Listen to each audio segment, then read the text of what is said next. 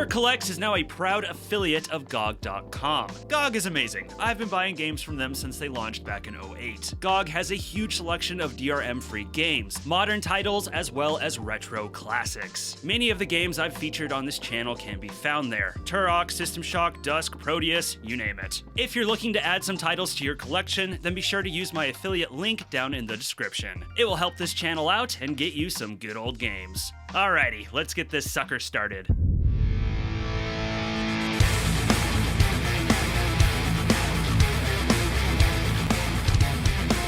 What's up everybody, I'm Kirk, welcome back to the channel. Forgive Me Father is a retro-style first-person shooter that blends Doom with the gloom of HP Lovecraft. A blood-soaked horror romp of key collection, circle strafing, and boomsticking that attempts to set itself apart with a bevy of insane abilities. Literally. A sprawling upgrade system, and of course, a rich comic book art style that is practically dripping with ink.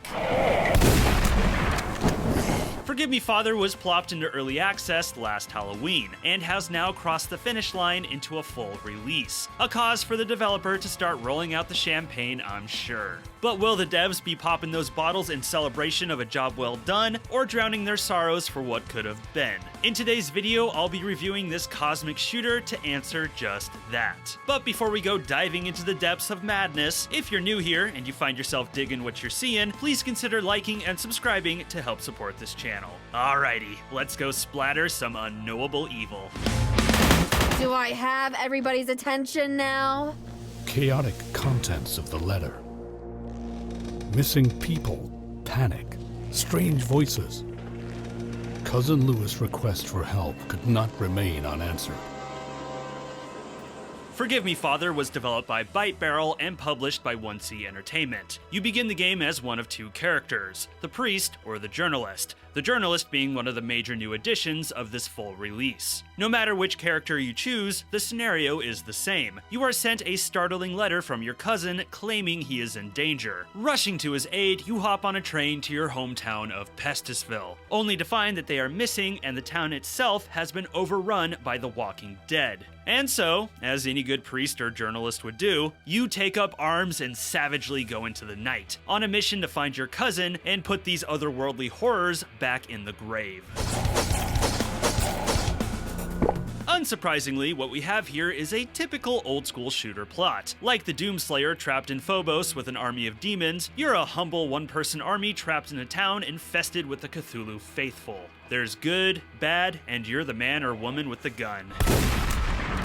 But Lovecraft really is the hot sauce that brings this meal to a whole other level. FPS games have drawn from Lovecraft since the early days of the genre, but it is fun to see one lean so heavily into the universe and bring its tropes into the narrative. A gloomy seaside town that has been plagued by strange happenings, bizarre human-fish hybrids, secret cults and their sinister leaders, and of course, unknowable horrors influencing from the deep. It's a fun vehicle for a shooter, and for those that don't mind a splash of lore in their boom shoots, there is the option to delve deeper into this twisted tale. Throughout this game's 25 missions, players can come across documents to read or things to examine in the environment, appropriately labeled story. Take the time to examine these things and they should offer some clues as to what exactly transpired in this doomed town. I also have to shout out the cutscenes. Cutscenes are done in engine as 3D dioramas or pop-up comic books, with clever uses of lighting and camera movement to make it all feel dynamic and stylish. They're clever, effective, and very well done. A great alternative to full-on cinematics, and they're a whole lot better than just loosely animated still images, which is the typical go-to. Plus, they're a beautiful showcase for this game's artwork. And now, what's next?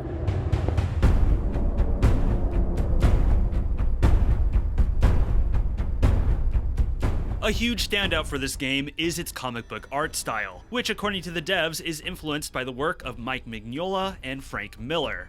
Ah, people of taste I see. Everything in this game, from models to textures, is hand-drawn, or believably reads as hand-drawn. And supporting the style are little touches, like onomatopoeia coming from headshots or blowing stuff up, and comic book panels that pop up when examining story items. The art, though, is just superb. It's twisted, horrific, yet humorous, loud and over the top in the way only a comic book can be. While sorting through the footage for this video, I often caught myself pausing and just studying frames. The line work used to shape the creatures and your own weapons. It's thick and inky and really helps things pop in the environment, but also shows off finer line work and hatching to add more dimension and detail.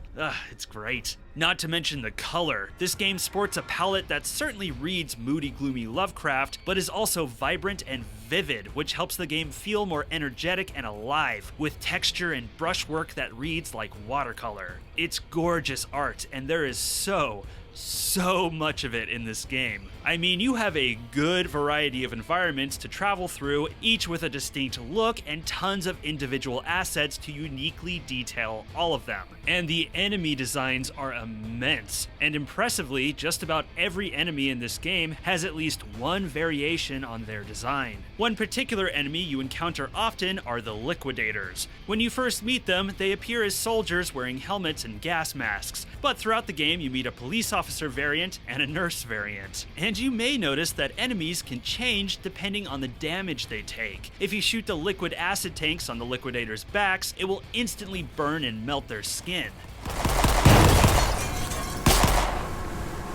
The zombies have the best gag from this. If you find a zombie carrying a severed head and blow their dome off, they'll just replace it with the severed head and keep on going. Yeah, that makes sense. Plus, you can prevent them from doing this and using the head as a weapon if you shoot it first. Yeah, the damage morphing does spice up the gameplay sometimes. Those Liquidators with the smashed tanks will bum rush you in an attempt to burn you with the acid. And there's a late game flying enemy that if you shoot down, will rapidly crawl towards you and try to munch you. Majority of the enemies don't feature damage morphing like this, but it's still a great detail to see, and the extra spice in combat is an appreciated touch. My only real issue was in performance. Most of the game, I would say 90% of it, performed smoothly, not so much as a hitch. But unfortunately in a late game boss fight, I experienced some pretty severe stuttering, and then a few bouts of it in the missions after. It wasn't enough to affect my overall enjoyment, and there's a good chance this will be fixed around launch, but I still think it's worth mentioning.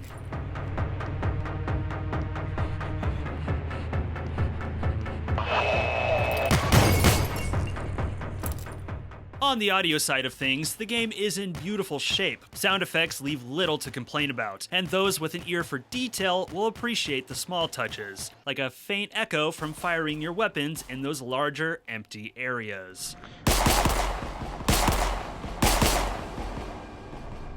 The voice acting, however, is not great, especially for the journalist character, whose line reads just sound off. I had to get poisoned.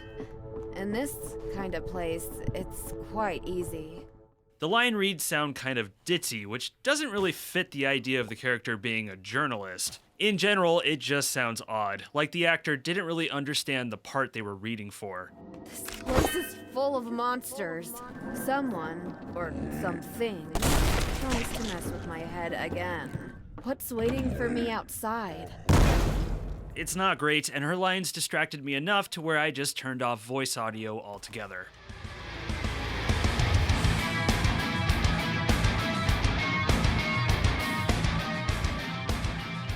Music is a suite of violent guitar riffs and creeping synths, which is pretty typical of the genre. Though familiar, the soundtrack is deliciously heavy, headbang-worthy if I may be so bold, and great for getting you into that bombastic action headspace. Plus, it's dynamic, the music picking up when the action fires up and calming into something ambient and moody when the smoke clears.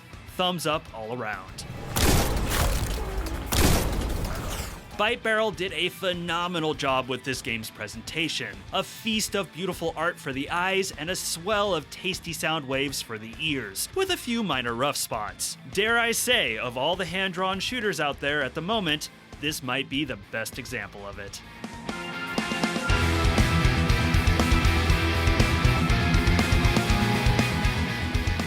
It's hard to imagine a hardcore FPS player being disappointed with Forgive Me Father's base mechanics. Movement is fast and twitchy, and hops are springy and responsive.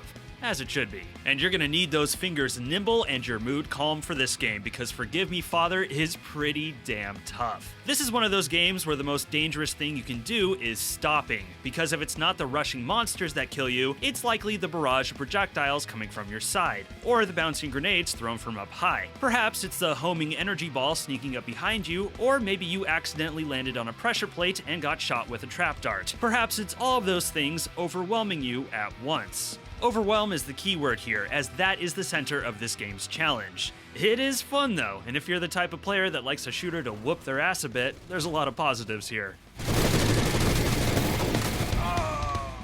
In terms of enemies and enemy types, I'm pretty sure this game has all of them. Yeah, I'm definitely being hyperbolic, but seriously, there are enemies that fly, enemies that charge, there are enemies that shoot fast projectiles, slow projectiles, homing projectiles, there are enemies that can turn invisible, enemies that can teleport, and enemies that can teleport and do all the things I just listed. There are grenade throwers, area of effectors, enemies that can spawn more enemies, enemies that explode, enemies that mimic explosive barrels and still explode, and enemies that jump out of the water, to name a few.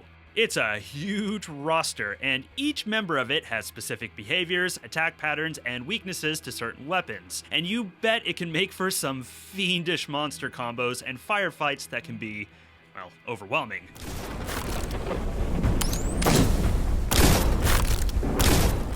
For the most part, Forgive Me Father is devoted to the Old Testament of FPS level design. Maps are big, looping maze-like arenas where key collection is the main goal. I think I know which lock it fits. Although there are some clever devices to cut players some slack progression-wise, like a mission that revolves around a giant elevator, allowing players to easily backtrack to the floors they've conquered. And like many aspects of this game, Byte Barrel did a decent job mixing things up in their level design, and weren't afraid to throw some curveballs at the player, like a chase sequence from a force of otherworldly evil, and a few levels where you are pursued by a powerful, ghostly entity that takes a lot of effort to kill, if you choose to. You can tell the developers were striving to keep the surprises coming, and there are some great levels towards the end that I'm dying to talk about, but doing so would get us a little too far into Spoiler City. All I'll say is that they fit neatly into the Lovecraft theme and motivate some nice uses of moon physics.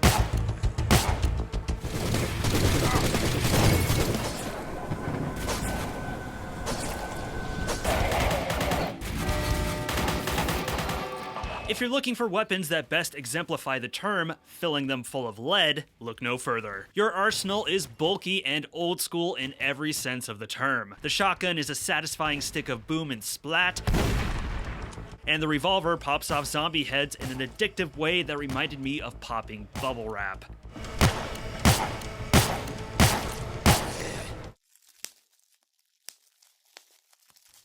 Oh yeah. Yeah, that's the stuff. The classics were up to my standards, but the more unique weapons in this game were more than solid. The harpoon shoots a hyper-accurate harpoon that is magical at a distance. And the Thundernomicon is about as Lovecraft as it gets. A mess of tentacles that behaves like a rocket launcher, but with far slower projectiles. A powerful weapon with a name that's a lot of fun to say. Thundernomicon. However, that's not the full story with the arsenal. Forgive Me Father features a branching skill tree upgrade system, where killing enemies earns you experience that levels you up and affords you a point to spend on the tree. Players can level up basics like health, armor, and ammo, and even get perks that help them level up faster. But where it gets cool are the branching weapon upgrades, where players have a choice. Pretty much every weapon can be upgraded to a stronger version of itself, but they can also be transformed into a whole different type of weapon too. For example, the revolver can be upgraded to the dual revolvers, effectively doubling all of its attributes. Or changed into the Nuller pistol, that may not be as powerful, but is more accurate and shoots faster. The shotgun can be turned into the power shotgun, or this fish-like organic variant that shoots ricocheting projectiles. Some weapons can become wholly new damage types. The two rapid-fire damage dealers, the Rusty Vito and MP-18, can become the Degul's energy weapon and LD-32 grenade launcher respectively. And it's here we get a better idea of how players can experiment with builds. Is it worth upgrading both of these to their alternate types, effectively eliminating your rapid-fire damage dealer, or is it better to keep one as is and upgrade the other? It's an engaging system in this regard and adds replayability. Just be careful, upgrades are permanent and can potentially put you in a tougher spot. In fact, this brings me to the one issue I stumbled on with this system. It is possible to upgrade too early. In my second playthrough, I managed to morph the Rusty Vito into the Degul's fairly early through some clever upgrading, but learned the hard way that while you may be able to upgrade the weapon, it doesn't mean the ammo will be available for it. That's right, at the point I made the upgrade, there was no energy ammo available, or at least very little available. I basically lost one of my weapons for a good amount of levels until the ammo became more available for it. And seeing the worthless Rusty Vito ammo pickups after only rubbed it in. You could argue that's the risk the player takes, and I'm sure the system is a pain to balance for all the possible variables. But at the same time, can't the ammo pickups be tweaked just in case something like this happens? Or better yet, can they alter automatically depending on how the player upgrades? I don't know, it just feels like a punishment for players making a choice they don't understand the consequences to.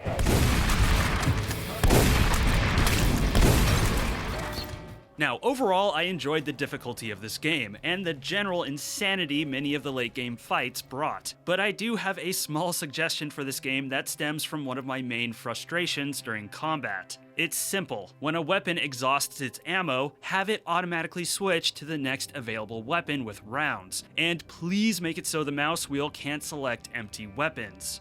Why? Well, towards the middle to late game, ammo gets pretty scarce for all the weapons. A little too scarce if you ask me. A few too many times I had to backtrack and comb through areas to find enough ammo to finish some tough arena fights. And a few times I skipped fights altogether simply because I didn't have enough ammo. Quite frustrating. Anyways, the point is, in a lot of the late game fights, you'll be switching through the arsenal often with your scrappy ammo counts, and it can be an irritating interruption to combat, frantically flicking the mouse wheel and pounding the number keys to try and find something that isn't at zero. All the while trying to stay away from the rushing horde trying to kill you. As much as I tried to be on top of this, the fact is when I'm in a crazy fight with tons of hurt coming at me from all angles, the last place I'm looking is at my ammo counter at the bottom right of the screen. I think auto-switching empty weapons, or at least giving players the option of it, would be a nice add to the game. Lots of shooters do exactly that. It wouldn't make the game easier, just less frustrating. And if anything, maybe put the ammo counts directly on screen so I know what I have. Out of ammo.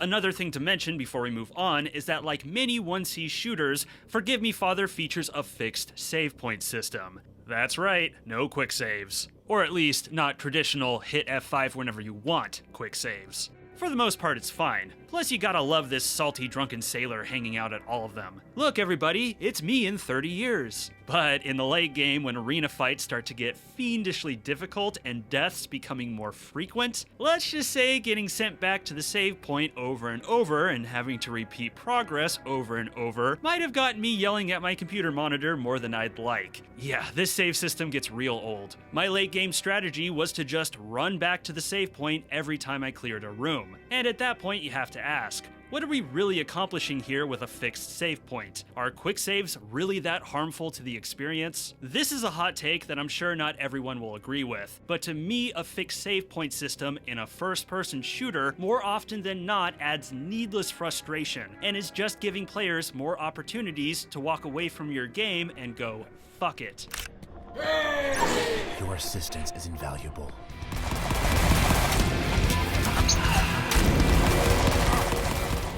The experience of playing the journalist or the priest is largely the same, but where the key differences can be found between the two is in their madness abilities. Before we talk about those, I should probably clue you in on what madness is. Madness is a central pillar of this game, and has been described by its developer as being something like a combo system. You earn madness, represented by your madness number in the lower corner, by killing enemies or drinking alcohol. One swig can't hurt, right? Oh yeah, buddy, you're just full of madness, aren't you? The higher your madness, the more damage you deal, and the less damage you receive. The catch being you have to keep the kills or drinking consistent. Go too long without violence and the meter will drop back to 0 and the bonuses will fizzle. Like the glory kill system from the recent Doom games, it's meant to incentivize aggressive play and reward aggressive players. Earning a certain amount of madness also charges the uses of your madness abilities. Basically, time power-ups you find throughout the game, meant to give players an edge or, more often than not, a break. These abilities are upgradable on the skill tree as well. While a few of their abilities mirror each other, for the most part the journalist's abilities lend themselves to a more aggressive playstyle, while the priest's are more defensive. For example, the first ability both characters obtain is able to restore health. For the priest, he holds up a healing cross, at the cost of not being able to use his weapons. Whereas the journalist spawns an insta-kill sword that restores health upon slaughter, although landing hits on some of the enemies is easier said than done. Supporting her aggressive style, the journalist can also slow down time with cigarettes and damage nearby enemies with a voodoo doll. And further supporting his defensive style, the priest can make himself invulnerable for a short period of time, along with unlimited ammo. Here we go.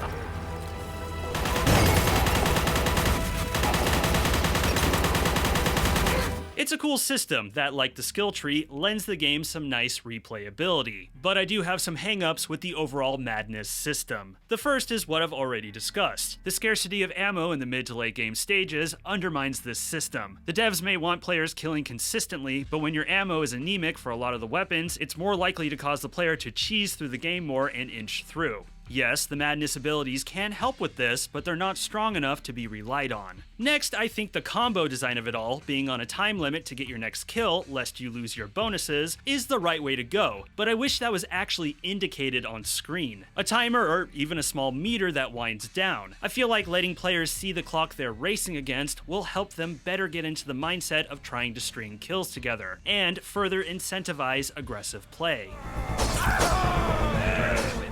But my big overall criticism of it though is that I wish the devs got more creative with it. Going insane from looking at unknowable horrors is a key theme of Lovecraft, and indeed it's represented here. As your character gains madness, their screen begins to desaturate and eventually turns monochromatic, with blood being the only thing colored. A nice nod to Frank Miller's Sin City, but that's it. A little disappointing, especially when you compare it to other games that featured similar systems and had some very elaborate effects. I'm not saying this game needs to delete saves or reverse your controls, but I feel like there's a lot of stuff that devs can visually play with to represent your madness. Like, what if your character portrait turned into a skull or something when you hit a certain amount of madness? Or what if when you reach 100 madness, the number starts spawning tentacles or something? Hell, there's a black border around the screen that flashes colors when you pick stuff up. There's no way to play around with that? I just think for a game that's gushing with so much creativity, it's a bummer that one of its central gameplay systems comes across so basic in terms of visuals. And if anything, madness should always be in the player's face, so it's a constant consideration for them. Consider Ultra Kill's combo system, which is very different from this one, yes, but it's right there, right in front of your face, so you're always thinking about it. I think Byte Barrel needs that sort of attitude with madness, as it does sort of fall into the background. Now, I am aware this system went through a lot of iteration, and the devs have said there was a lot of compromise, and for all I know, the compromises might have been in the visuals, but I really think there's a missed opportunity here. If there's anything to take a chance with and experiment with in this game, it's the madness system.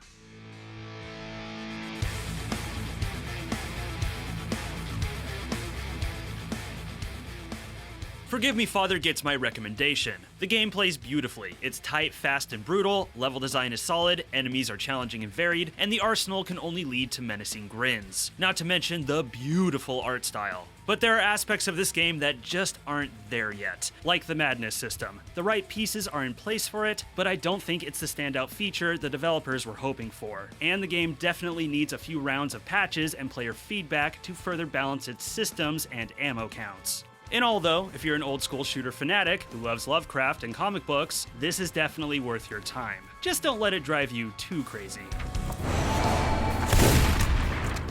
What are your thoughts on Forgive Me Father? Let me know in the comments. And if you enjoyed the video, please be sure to like, subscribe, and ring the bell for notifications on future uploads. It's a few clicks for you and a massive help for this channel. And don't be shy, come say hi in the Kirk Collects Discord, linked below. And be sure to check out my affiliate links. I'm Kirk, and thank you for watching this video. Stay safe out there.